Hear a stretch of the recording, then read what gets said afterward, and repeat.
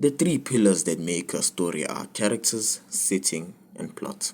And merely portraying them is not gonna make your story feel alive. The key to making a story feel alive is the connections between them. Before we get to these connections, allow me to propose a different way to define the pillars of a story in a practical way for us writers. And after that, we plug them into the liven up your story circuit using these three special connectors.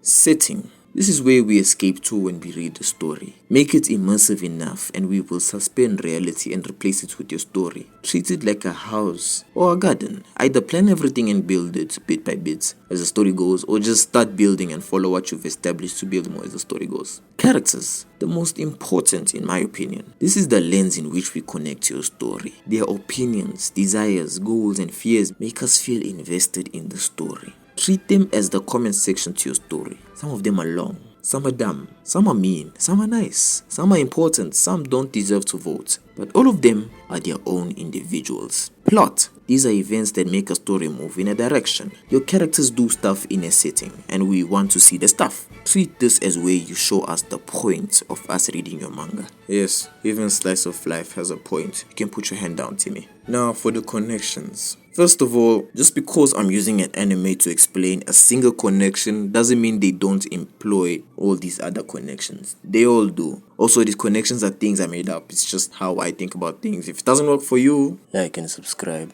Our first connector, the bridge between characters and setting. Introducing world building. But sir, will the world building just be the development of the setting? Shut up!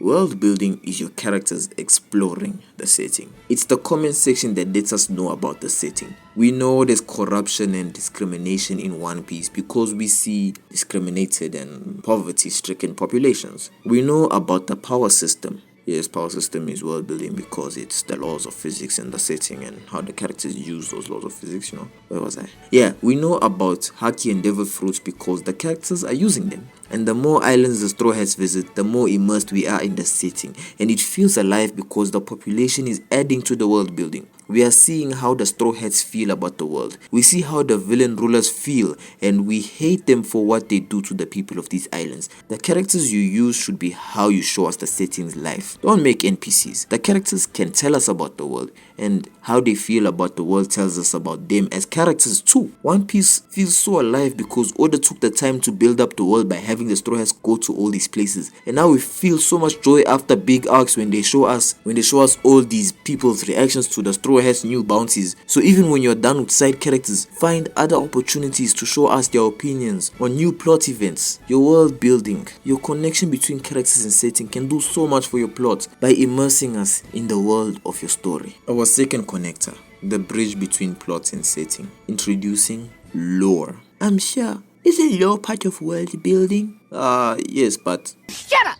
Lore is plots that are attached to the setting. Lore is the history that makes your setting how it is. Even future story events can turn into lore once it switches up the setting or the population of the setting. The difference between lore and world building is that characters aren't the focus, events are the focus. While in world building, we learn about characters and it contributes to the future. Lore, we learn about events that explain the present or may even reframe the future. Attack on Titan. The whole story changes once we reach the basement and find out the truth. Sure, we learn about characters and how the population was lied to. Obviously, characters are involved. It's a story. The three pillars are always there, but we are learning about a plot that adds to the setting, reframing how we see the island of Paradis. Is it even French? And Eren's true goal too. Lore is character independent while world building is plot independent. Even though world building takes part during a plot and lore takes part because characters find it, the lore is there whether characters find it or not, and the world building can happen whether a plot is moving or not. Use lore to explain certain patterns and behaviors and conditions going on in the world, or use it to reframe the story, or even to change the direction of a story, or add stakes. The connection between setting and plot can make us invested in your story because the world has a direction, and the importance of the plot being in the past. The importance of lore is that we feel that the world was living and breathing before the main character came into the picture. It wasn't just Tuesday and then the main character came and brought Wednesday. Nigga, what? Our third connector, the bridge between characters and plot. Introducing conflict. Characters wanting something and not being able to get it. and we either want them to get it or not to get it. Or maybe characters are competing with each other to get it. Whatever the case, this is basically the story as you're telling it. This is what and who we are following when we read your manga. The character or the characters will ground us, and the plot will move us. Conflict is what engages our emotions. What makes us truly care whether we admit it or not. What do we want to see happen? What do we want to see not happen? This is where we find themes and pit characters against each other to compare values. Death Note has L and Light fighting over who defines justice, using their own types of intelligence and waging their lives as the cost of losing. This may be the last connector I mentioned, but it's the first connector you should put in place. It is the most important connector that gives your story life, for the same reason you feel dead inside when you live a life without purpose. With this in mind, design your arcs to explore each of these connectors in different orders. Play around with it.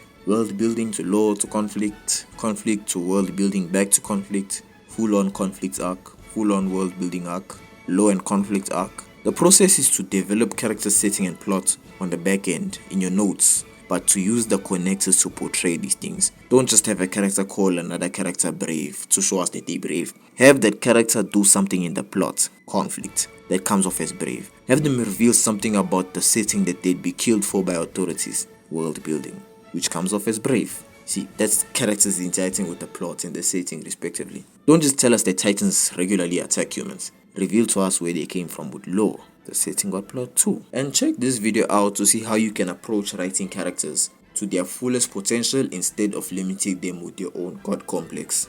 Bye.